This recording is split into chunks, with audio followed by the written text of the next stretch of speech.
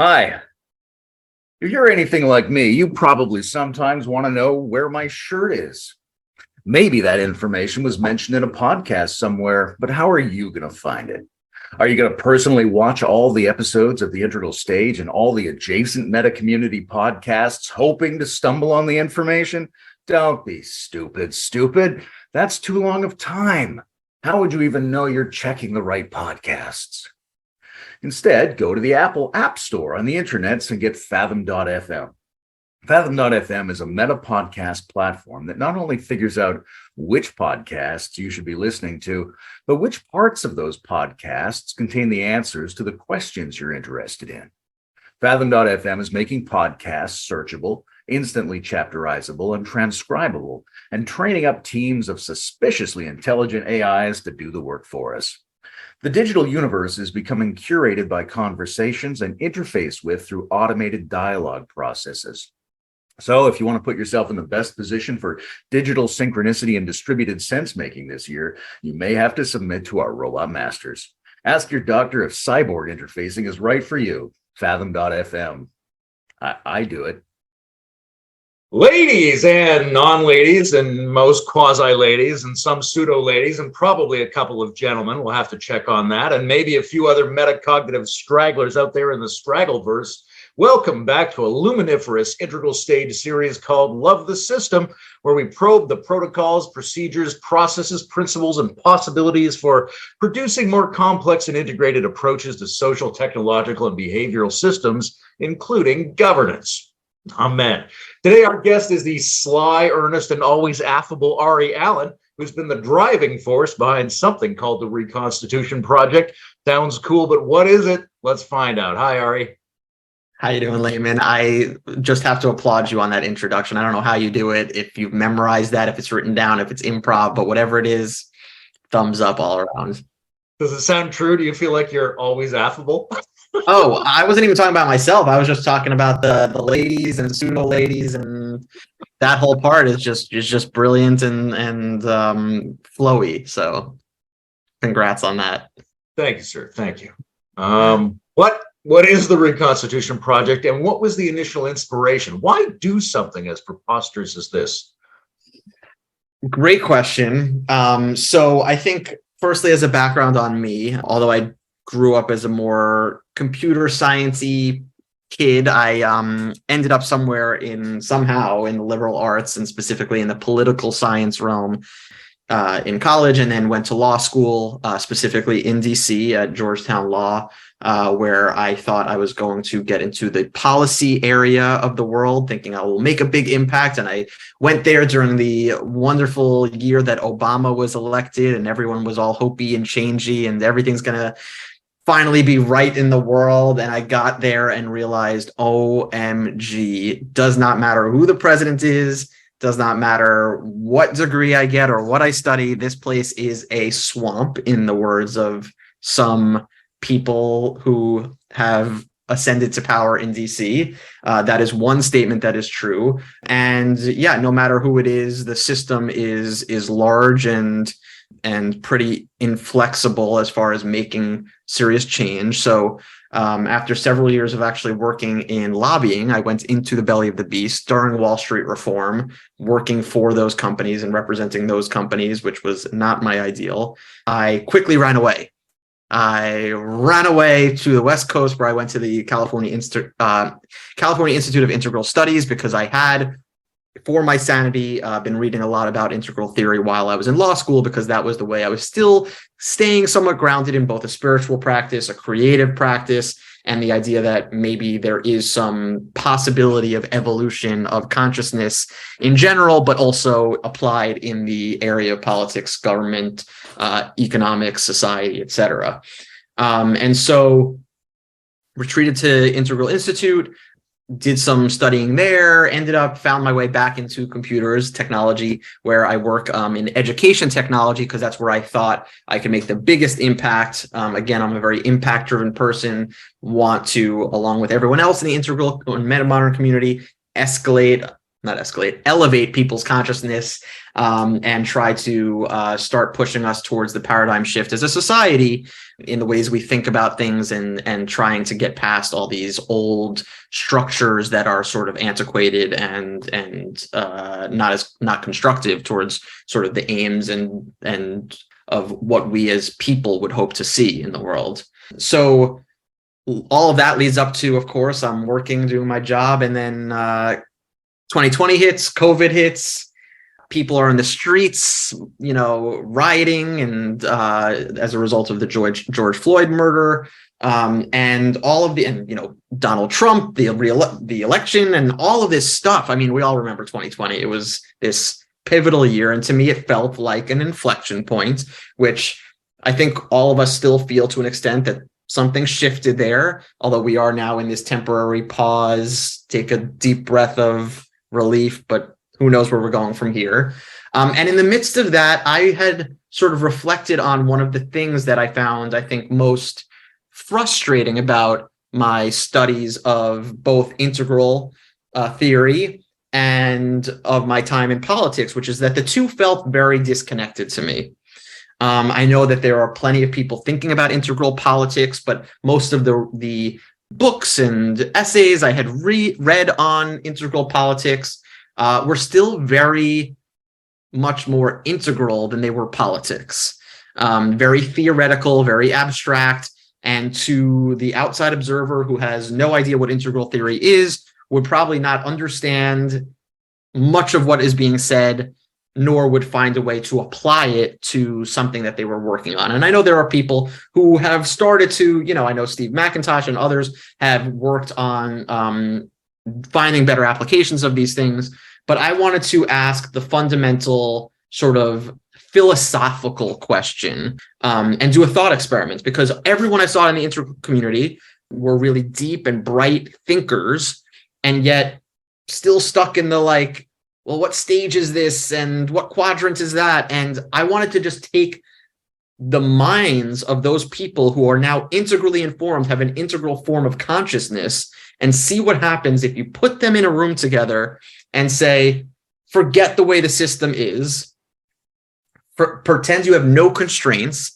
And by no constraints, I mean, we're still coming out of a system that exists, but imagine a world where the only constraint you have is you are in a room for a new constitutional convention. So you have the old constitution to work with, but it frees open the boundaries of saying, well, I can't enact that law because it's unconstitutional or it violates this and that. It sort of opens up the possibilities of what you can explore as solutions to problems, as reinventing government, because of the fact that the Constitution is the only thing, that is the frame in which all of the laws of society happen. So if we put ourselves in that thought experiment, it is the second constitutional convention.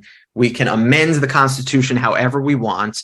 How would we reframe this metastructure to allow for new policies, new structures, new forms of government and economics to emerge that align with and cohere to an integral form of consciousness?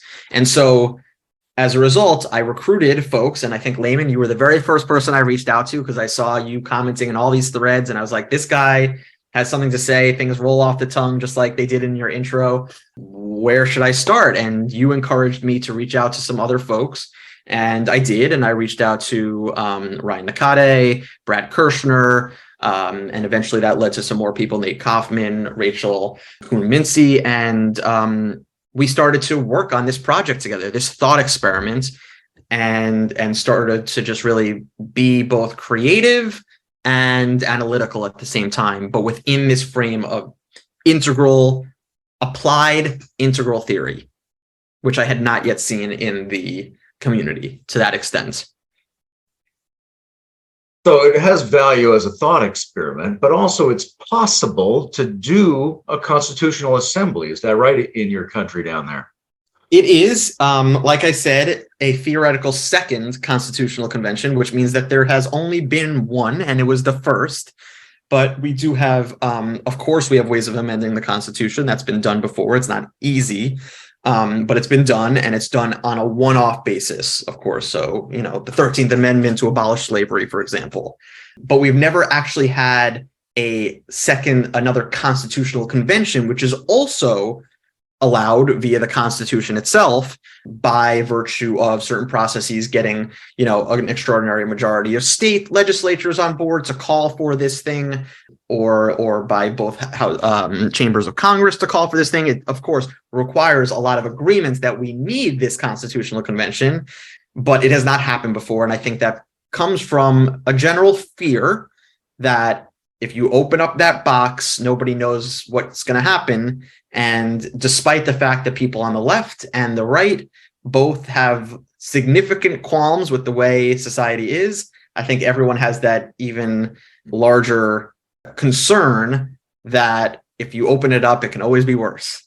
And the left knows what the right wants, and the right knows what the left wants, and they're afraid of what happens if I lose. But because of what 2020 introduced into the world, I started to feel that there may be an opening finally of people not saying how much worse can it get, because it was pretty damn bad. I think now that we're in 2023, things have settled down a little bit. There are certainly big problems, and I think they will flare up again, maybe even larger than they did last time. So the opportunity could arise again in bigger and more pragmatic and urgent ways. But I think it's not out of the question that this thought experiment could become a reality. And to me, rather than trying to address all of the crises, the meta crises that we were facing, I wanted to think ahead of if society or everything collapses around us. I don't want us as a society to just then start thinking, well, how should we rebuild this thing? My idea was, why don't we build an artifact that is already then there and ready to be picked up, and someone can say, oh yeah, everything's fallen apart or everything is really not working anymore. Why don't we latch onto this as the new place we can land, and have that already built as a proposal, so that it's a softer landing rather than everyone fighting over what it should be as the chaos sort of unfolds. Seems like there's a cynical and a naive view of the situation in American politics that represents something about the general situation of global politics. Did I say situation? I love making words. Go for it. Trademark. So the cynical view is something like, hey, we've got a human tendency to divide into teams and be irrational. We've got a huge incentive structure to keep government from functioning. And we have a whole bunch of institutional protocols that kind of migrate people into a kind of bipartisan polarized situation. And we're just stuck with that. It would be unreasonable to think that anything's going to come out of that system. The naive approach, which you might find in some corners of the integral and meta-modern community, would be like, no, I think we can get something that left and right will be happy with. Maybe we can bring these sides back together. I bring sides together myself all the time. Why can't we just get along? So you're on the other side of this. It's 2 years in. Is your optimism increased or diminished as to the possibility of doing things that large sections of the left and the right could both support? Great question. I think ultimately my answer is going to be what you would expect, but also to a degree a cop-out, which is it fluctuates. I don't think it's more optimistic. I think day to day, I have a different outlook on it. I think there are days when I, launched our public-facing website about, this past July, where I was very optimistic, because just putting together and looking back at all the work we did over the last 2 years, it was like, wow, this is some great stuff, and we'll get into some of that stuff shortly. Just looking at it as a whole, thinking this is really something. Like, we've created something that folks can get behind, and the response from the integral community when we released it. But then you start talking to people on the far left and far right about some of these ideas, and you realize how much just true resistance there is to anything that is not theirs. And what I mean by theirs is coming from within their tribe. And so despite not being a left or a right project, it's actually not I saw that as a strength. We called ourselves a transpartisan project, but because of the tribalization, anything other than us is them. And so by virtue of not belonging to the left or the right, we are the other to both sides. Now, one of the ways that I started to really get optimistic was we started doing TikTok lives and YouTube lives. And TikTok, everyone knows that's exploding, but I didn't realize the degree to which the engagement is there until I started opening up TikTok lives. And what I found is that's when I started to get even more optimism, because at first there were people lashing out of like, you're going to come take my guns away. And oh my God, like you're not a patriot, and all of the usual things that you get. And one of the things that was really valuable in having those conversations and the optimism came from was actually in using not just the substance of what we have come up with in the Reconstitution, but some of the values that we developed and identified as the project went on. Using those and reminding myself of those in those conversations actually led me to take some of those really extreme people and come around and follow us and be like, oh, actually, I like what you're saying here, because rather than mirroring their sort of antagonistic or being defensive or trying to patronize them, it was really a matter of our core values, which is curiosity, patience, respectfulness. Humility is a really big one, like reminding people and embodying those values. Like, wow, like great points. And not in a patronizing way of like saying to them what they are thinking, because you can understand, and this is the integral way, right? Of like, I can integrate and understand their perspective, even though to me, it's not the whole perspective, but by being able to express their perspective before they're able to, and they get this sense that, oh, I'm understood. And then you add their perspective to this broader context and they start to see, oh, there's like a trust that's developed, and then they can start to see those other perspectives. And so I had some people who were really nasty at first, and eventually became like partners of like, hey, can you give me feedback on this? And so that's where the optimism came.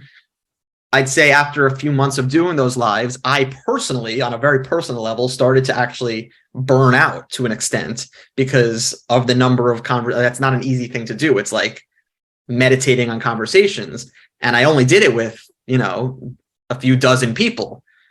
There's a whole lots of hundreds of millions of other people out there. And that's where the sort of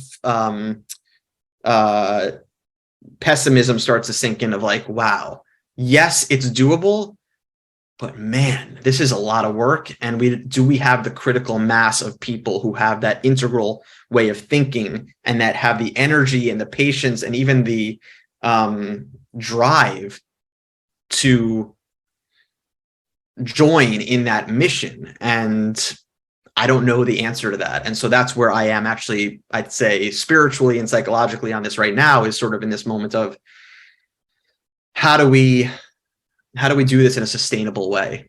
Because there is a lot of resistance out there. And it's, again, there is a way through it. It's just a matter of, do we have the energy and the morale and all of that to actually meet that resistance? In classical integral formulations of politics, there's a kind of left-right duality in terms of looking at solutions to internal problems and external causations. And there's this notion of this stack of different developmental emergent value systems and ideas about how the world should be organized. Trying to balance all those without watering them down and becoming homogenous can be tricky. What was your approach to having it be vibrant rather than having it sort of default into a toothless centrism? Because a lot of establishment centrism proposes that it's addressing problems from all over the political map, but we just get the same old results. So how do you be integral in politics without just being centrist? Great question. So I think two things. One, on a philosophical level, I like to distinguish, and I think the group started to distinguish the difference between when people think of centrism now, they think of like, I think of it as the synonym of like moderate to an extent, right? Your views are moderate. But we also like to think of actually in kind of a both and sort of integral perspective. The paradox of centrism is there's moderate centrism, but then there's also like expansive centrism, or what we used to refer to as meta-ideological, which is ultimately saying I can be in the center on average, but not necessarily not necessarily moderate on every particular issue. And so on this issue, libertarian ideals may make more sense. And on this issue, authoritarian ideals make more sense, or liberal. And so when you average all that together, it becomes the center point, but ultimately your views are actually eclectic, which is different than a moderate centrism where it's like, I'm just going to compromise with everybody, and you end up with this watered down nothing. And so then in the more concrete perspective of that question that you just asked me, the way you approach it, I think was very effective in our 2 years of work together, was we did not start with like, here are a bunch of ideas that are out there and let's see what we agree with and what we don't agree with. Do we agree with pro-life or pro-choice or guns, this, that, or healthcare, Medicare for all? We just wipe the slate clean, forget about all of the noise out there. What can we all agree on, regardless of your left or center or right or far left or far right or up or down or anywhere?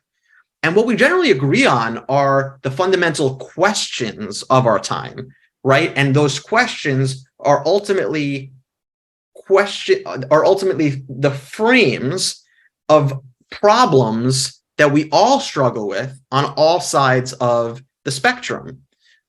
We all agree immigration is not working. We all agree healthcare is not working. We all agree the economy is not working. We all agree energy is not working, right? All of these things, you get a far left or far right candidate, and anywhere in between, they go out on a campaign and they're talking about these issues and angrily, this is not working, that's not working. So we agree things are not working. The differences start to arise when you start talking about the particulars, which is how to do it, which is often based in the values of that person and ultimately the level of development of their sort of view on the world and where they come from, and their worldview informs that how. And that's where everything starts to diverge. And also there's all these tribalism and groupthink mentalities and dynamics that go into that. And that's where we all get driven apart and nothing gets done. And ultimately that's where the center, or your phrasing of center, what I call the moderate center, says, oh, well, we could all work together. Like if you give me this, I'll give you that. And that doesn't work either, right? Because ultimately what you end up with is not a holistic approach. You end up with this fragmented thing that causes new problems because it's not being thought of in a holistic systems way. So our approach, by focusing on the questions and getting rid of all the noise, was oftentimes, as we proceeded through these 10 questions that we identified, oftentimes we would say, oh, this solution, that idea that we have, which is super creative, we've never heard anyone propose this solution. We'd say, but that's going to cause this problem. And then we'd look down our list. Oh, we have a question down here that may actually resolve that problem. So let's pause on that and make sure that we resolve that later. And then we'll come down here and we'll answer a question here and say, oh, but this has this downstream effect. And we're like, oh no, but it doesn't anymore because we already did this up there. So this holistic approach allows for a more creative web of solutions that ultimately becomes more resilient to criticism, because every counter argument or poking at a flaw has a response in some previously seemingly unrelated area, but actually in the end of the day does create more strength of the overall proposal. So it's not really just a singular fragmented proposal. All of them work together. And that sort of is the strength of the approach that we took. Could you give us a quick rundown of what those 10 question prompts were? Yes, absolutely. So let me pull them back up, because They are well thought out as far as the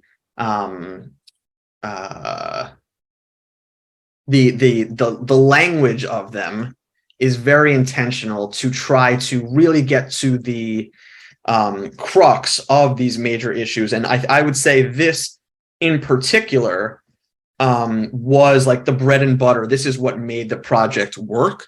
Was going into the project, this was a Medium article I had written, and this was that inspiration that came out of that year 2020, where I was like, what is going on, and trying to get my own orientation around it. And this was my articulation of that deep angst I was feeling about that moment. So, and they sort of lead into one another. So the first question was, how do we remove the corrupting influence of entrenched power from the field of politics? And what I ultimately meant by this was not just in this, it's almost like the problems that people see with capitalism, but apply that to a broader spectrum of like, the more power you have, the easier it is to get more power. And that concentration, whether it's in money, whether it's in politics or influence or otherwise, is sort of this feedback loop that, as we know with all of these sort of feedback loops, become spirals that that don't really have a balanced or sustainable end. So how do we find a new equilibrium in the system? By removing the corrupting influence of entrenched power within politics. And so we go into campaign finance reform and things like that there. The second question is, why is political representation rarely reflective of the values and preferences of the people that are being represented?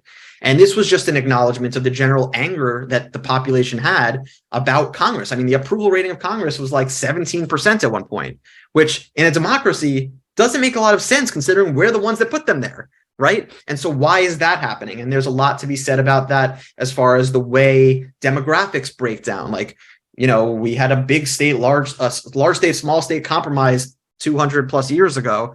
Now we are more broken up into rural and urban areas. And also, we may like our rep, but we don't like the overall representation of Congress. And how do you get through sort of some of these issues, gerrymandering, all of those sorts of things, in terms of a representational system of government? Then we move from there into sort of the economic side of things, which is, what is the role of the corporation with respect to the rights of human beings in the natural world? And this has been a pretty front and center question, especially for a lot of campaigns like Elizabeth Warren's campaign, et cetera. But like, corporations have the same rights as people, essentially, corporate personhood. What does that mean? And there have been great documentaries on this. The Corporation was a good one that basically reflects on how can you treat corporations like a person when they don't have any conscience, they don't, things like that. And it creates this sort of sociopathic, powerful entity in society. So what is the relationship of a corporation to a human being? Where do we make those distinctions? What are their duties, et cetera? How do they handle internalities, externalities, governance, all of that?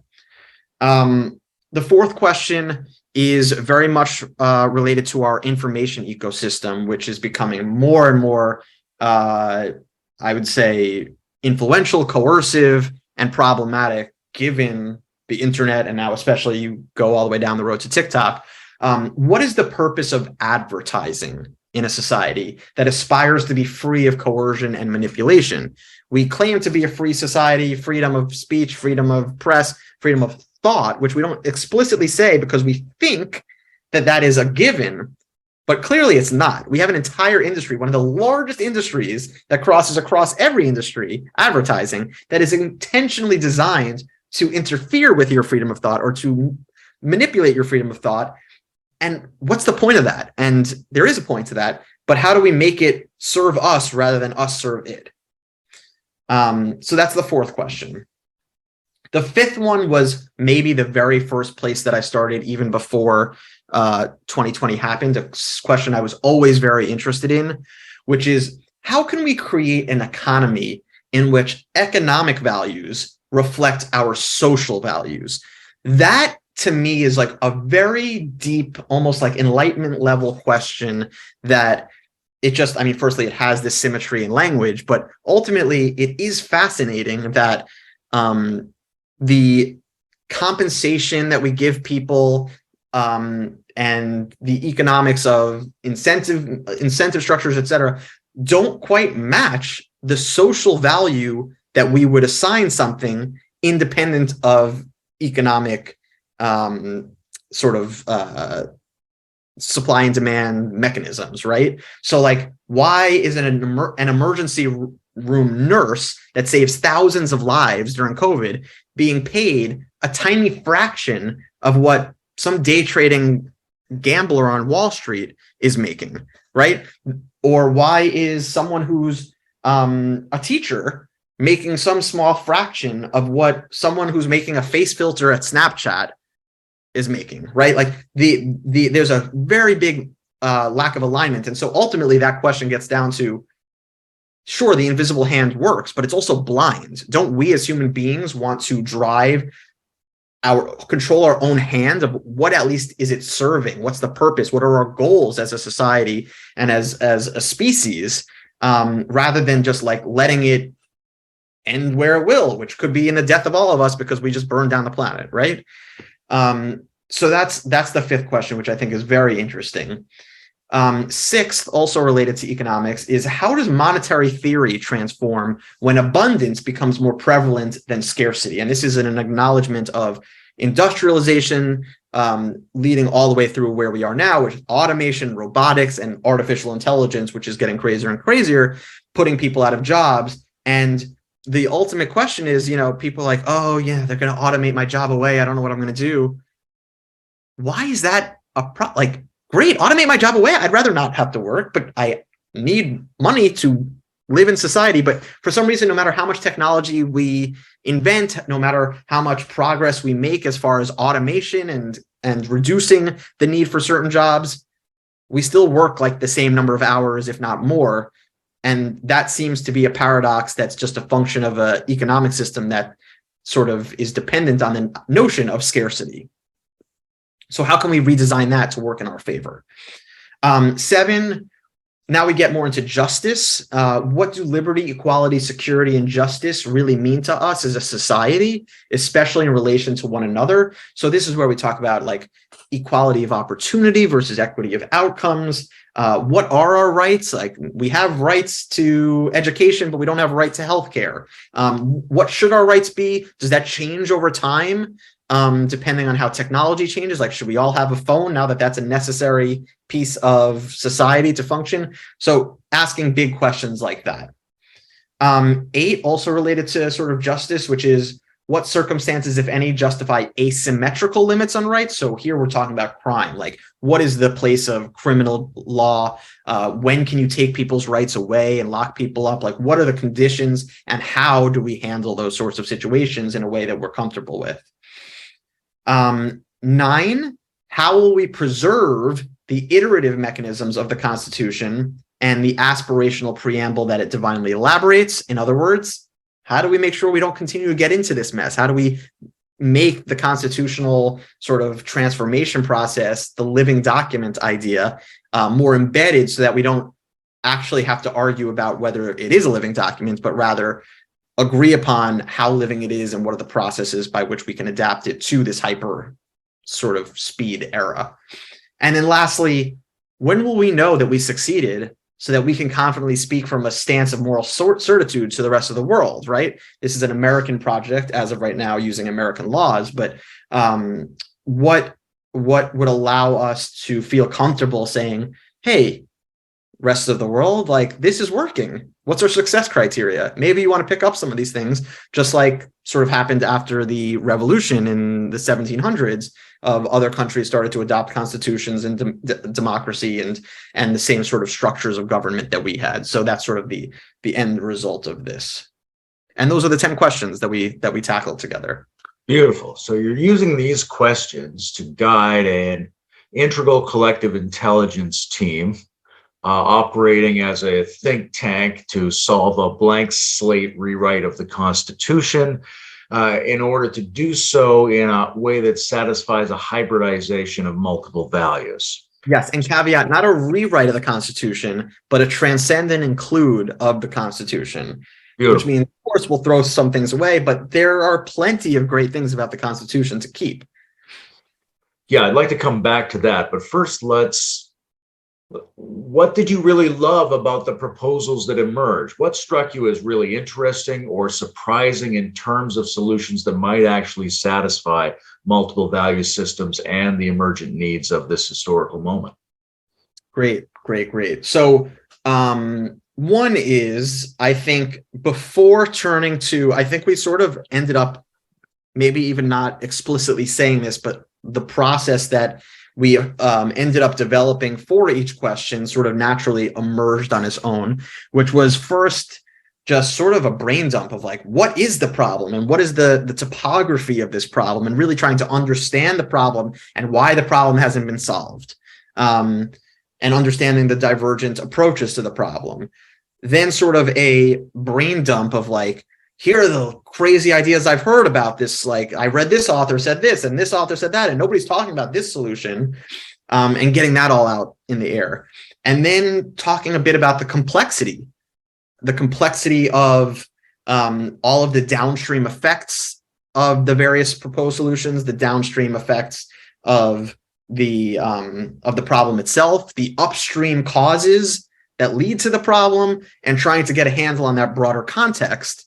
And then lastly, and then really coming to a point where, okay, well, this solution, like I said earlier, seems to be like the right leverage point for this complex system, examining it more closely, seeing what the downstream effects are, because there always are, and seeing if those are addressable somewhere else. And as long as they are, saying, okay, well, we have something for here. We'll come back to it later to make sure that those downstream effects are resolved. And then how is everyone going to react to this? How's the left? How's the right? How's the center? How's the far right? How's the far left? How are the libertarians, etc. And thinking about then not just the conceptual solution, but the wording of the solution so that it can be palatable to all of those people, or at least, and this is one of the problems that we have in politics, is a lot of times people agree on all these issues, but they don't like some word in the solution is triggering to them. And so trying to find a sort of linguistic neutral, semantic neutral way of articulating these proposals.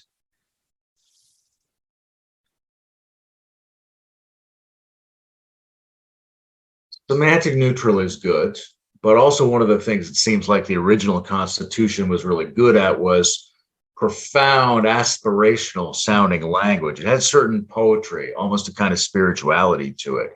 So that's one of my favorite parts about the American Constitution. When you look at it now, and you were mentioning this is a transcend and include move, what really stands out to you as victories, as fabulous about the original American Constitution? Great question. And let me say on that note of one of the things that I don't think I mentioned in the process, but sometimes we would come up with solutions and we would say, you know what? That is probably the solution to this, but we don't need to be overly prescriptive, right? You don't need to we don't need to micromanage the country. What we can do is plant seeds, general principles that are more aspirational, with the expectation and some degree of confidence that out of that seed will grow the solution that we actually have in mind, but without forcing it upon the people, letting it grow out of, court cases that will come up and judicial decisions and legislation that might emerge as a result of creating that sort of generalized principle. So being aware that some of the things that we actually believe are solutions or leverage points would end up being emergent properties of the aspirational language we put together, and trying to connect that and plan that out in advance, creating the initial conditions so that emergent solutions could come about that also are holistic and related to each other. And I think you can see that in a lot of places. I think maybe, the one that just comes to mind right now is I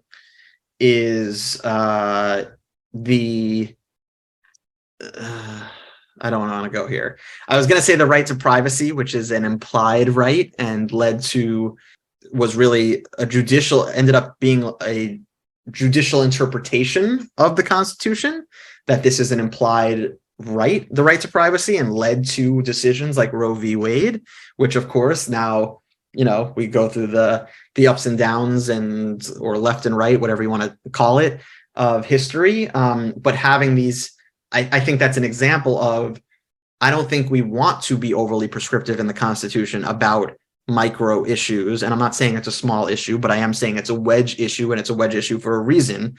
We're not talking about a value. We are talking about defining the circumstances in which someone can do something. It's very prescriptive. And I don't think the founders were planning on talking about abortion in the Constitution, nor do I think we should now. But maybe being more specific about why? Right? And then the what and how emerge out of that. So why? Because we value choice, or we value life, and these are the trade-offs and things like that. That's how we try to position the language, so that then people can have conversations, healthy, constructive conversations within that framing of it, which is already an agreed upon value, which we may not all be as far apart as we think on some of these wedge issues. It's just the problem is that we get so concerned about the language of choice versus life, but we may all be somewhere in between to an extent, and have similar goals for these things, and aware of the trade-offs, but we need some framing to say, this is what we all think, and now can we decide on the particulars? The original Constitution is a fantastic historical document. It's very successful, but it has limitations. How much of those limitations do you think are things that they assumed, things that were implied, like the right to privacy, but not made explicit? And how much of the limitation is simply the fact that it was the 1700s and they had not encountered mass surveillance and assault weapons? Great question. So I think two things. One, I think it's both, obviously. I think on the one hand, Alexander Hamilton was quite explicit in some of his writings, the Federalist Papers, that you can't expect a perfect document or a perfect artifact from imperfect human beings. He was a big advocate. I mean, the point of the Federalist Papers was to get people to buy into adopting the thing. But essentially, and it's funny, this is something I tell people I work with all the time as a product manager, but that he acknowledged that perfect is the enemy of the good. And they had to adopt something, because if they didn't, they would just fall back into sort of the tyranny of, Britain and all of that. So why don't we just adopt something and acknowledge that we will iterate on it, right? Like that was the Hamilton approach. So that's one piece, which you alluded to. The other piece is that, of course, acknowledging that the world is going to change over the next 10, 20, 100, 500 years, right? And that's where Thomas Jefferson was quite explicit. And I love this quote because it really is the ultimate Reconstitution sort of foundational quote, which is, laws and institutions must go hand in hand with the progress of the human mind. As that becomes more developed, more enlightened, as new discoveries are made, new truths discovered, and manners and opinions change, with the change of circumstances, institutions must advance to keep pace with the times. And this analogy is great because I'll say why in a second, but he says, we might as well require a man to wear still the coat which fitted him when a boy, as civil society to remain ever under the regimen of their barbarous ancestors. And just looking at 2020 and the discussion, should the Jefferson Memorial be taken down? I mean, ultimately what Jefferson is doing, and I'm not condoning or condemning Jefferson, like, let's just put this out there. I think he was flawed in a lot of ways, but he's also a product of his time and he's a genius, and you can be all these things at once. But I do think in this transcendent way, he's quite brilliant in saying, maybe not explicitly, but that in the eyes of my descendants, I will be a barbarian. And so I need to entrust the future of the structure of this country, the Constitution, with the next generations. This cannot be something that is etched in stone, never changeable. And that was sort of ultimately right. Like, that is the Enlightenment way of thinking, of getting away from the traditionalist, just live by the laws of your ancestors forever and ever and ever. And so he was acknowledging that, and that ultimately he is relative to the future, and that they may look back on him, and we do, as having very barbarous qualities as a slave owner, et cetera, et cetera. And so I think that's just like a wonderful example of the acknowledgement that it will need to change over time. And then similarly, as said earlier, Hamilton was similarly thinking about, well, perfect is the enemy of the good. So I think it was a bit of both that allowed the document to actually be released in its really good but really imperfect way. And that's stated right at the get-go, right? In order to form a more perfect union. It's not saying we're perfect, and it's not saying that perfect even exists. We are constantly going towards that ever receding horizon of perfection, and that's the goal. So now that you have this document, the Reconstitution, and the thought set that goes along with it, one of the things it could do is be useful within the dialogue around an actual constitutional assembly. But it could do other useful things. It could incept a movement of people to undertake similar projects to clarify their understanding about the Constitution and the political protocols of society. It could be something that might be used in schools. There's a number of different things. What else could this document be good for? I think that's where we are now. The main way and similarly to the actual thing I mentioned earlier about the substance of the document intending to be a seed that has emergent properties, etc. I am have been in a posture of sort of surrendering to what those emergent qualities are of the document, just knowing that, listen, like integral theory itself, the awakening of collective consciousness is a process, and I am just a small piece of that, and just trying to contribute what flows out of me and seeing how that influences the larger emergence of an integral structure. But I think more concretely, when I started to release this and started those TikTok conversations, etc., which, like I said, was quite exhausting, the thing that I was most excited about was, as I began to position it less about, this is a platform, we need to get politicians on this, we need to adopt these policies, and positioned it more as, these are sentence starters. These are conversation starters, right? This is kicking off a national conversation about issues that, like I said earlier, impact all of us, that we all agree are issues. But the hardest thing about these issues, and we encounter this with the project itself, is finding a good place to start. And part of, I think, what the document does really effectively is it starts in a place that is so eclectic. It's not clear. I had people reaching out to me in my family of like, did you start like a Republican project because there's American flags all over this site and it's about the Constitution and that sounds so conservative? And then I had, people on the right on TikTok, oh my God, another leftist. And I'm like, perfect.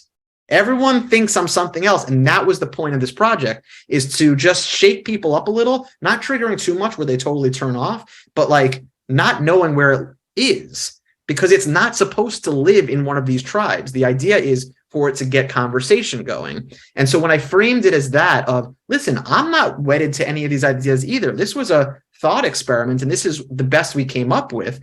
But hey, I'm open to feedback. And that was part of the humility value that I mentioned earlier. As long as I keep saying, be curious, be humble, let's talk about it. And then we can find the flaws in it and find places of agreement and find the places of disagreement. So I see it as a tool to have conversations and explore the terrain of the problem space, the solution space, the intersubjective space, the dissonance between our opinions, etc.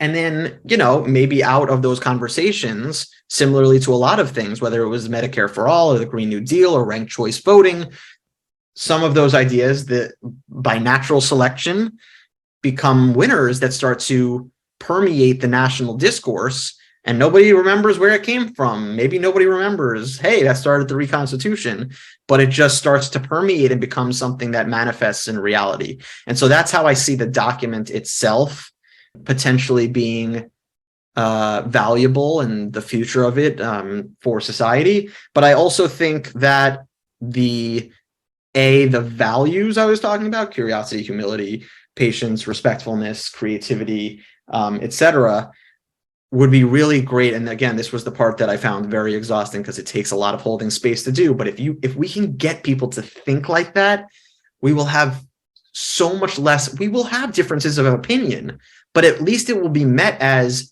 oh, it's valuable to have differences of opinion, rather than, wow, deport them to Antarctica because they don't agree with me.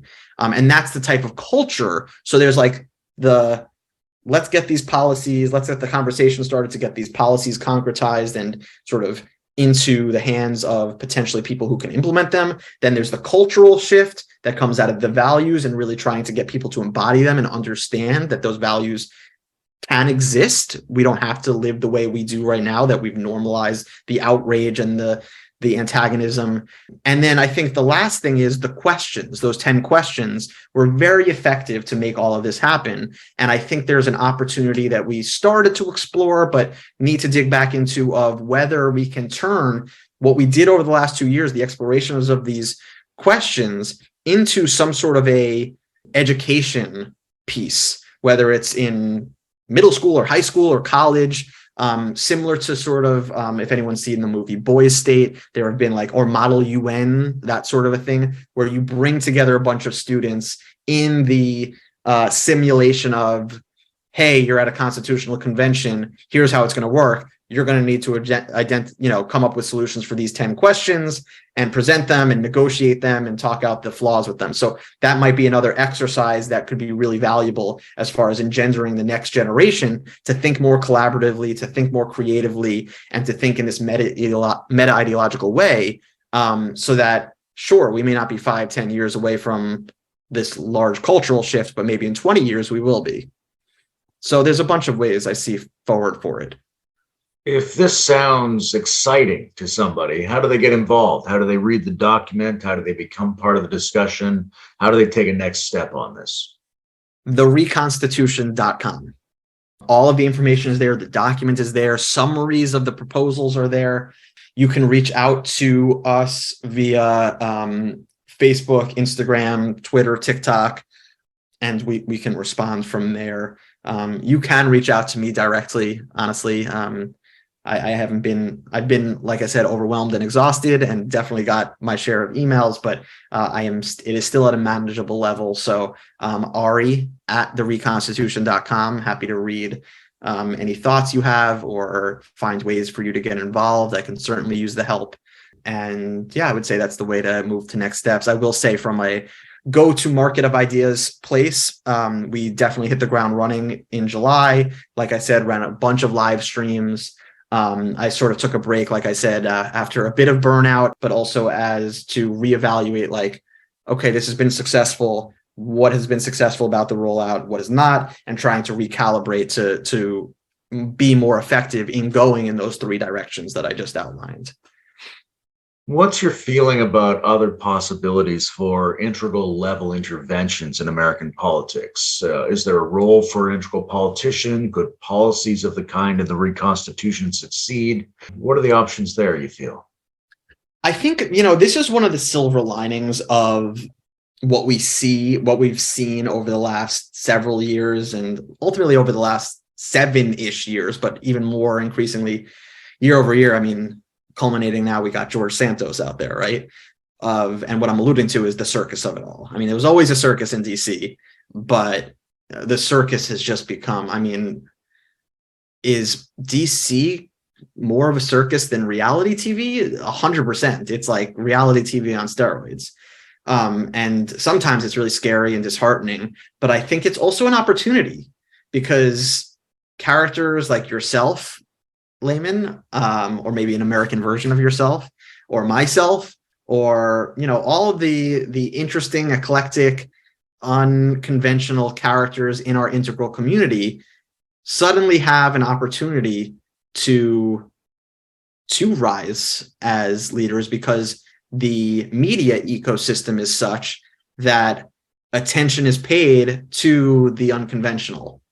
And thus far, in my opinion, the far right has been very, very, very good at recognizing that, probably because they're following in the steps of Donald Trump, who was the very first to really break through that. I have not seen the same level of effectiveness on the left, but ultimately, people need to start taking advantage of that for good rather than just for, ego or for ideological agendas. And so I myself have explored. I live in Orange County, California, and my representative is Katie Porter, but she is stepping into running for Senate for California, which leaves that seat open. I've thought about, should I just take this and run with it there? I don't know yet. It's quite a large thing to think about, for lack of better words. And I wouldn't really know where to start. But if someone has ideas or wants to help me do so, I'm happy to think about it and collaborate and partner on what that looks like. But I think there's an opportunity for plenty of people who are in the integral community to really step up, whether it's at local level or state level or federal level, to just steal the media attention. I mean, we've all got the device in our hands. You can say one effing crazy thing, and the next thing you know, you're on CNN a week later. I don't know what that crazy thing is. If you want to help me identify it, I'm happy to do it. But I think that's where the place is. Like, we've learned from these last several years that there's really no such thing as bad press. So speak your mind, be crazy. The crazy ones, the Steve Jobs thing, we're the ones who changed the world. And there's finally an opportunity to do that, and for it to not be taken so seriously in DC, because you have people like John Fetterman walking in there with jeans and Lauren Boebert walking in there with guns. So anyone can walk in there. And so why don't we make them some integral people? What do you think my slow slide into darkness?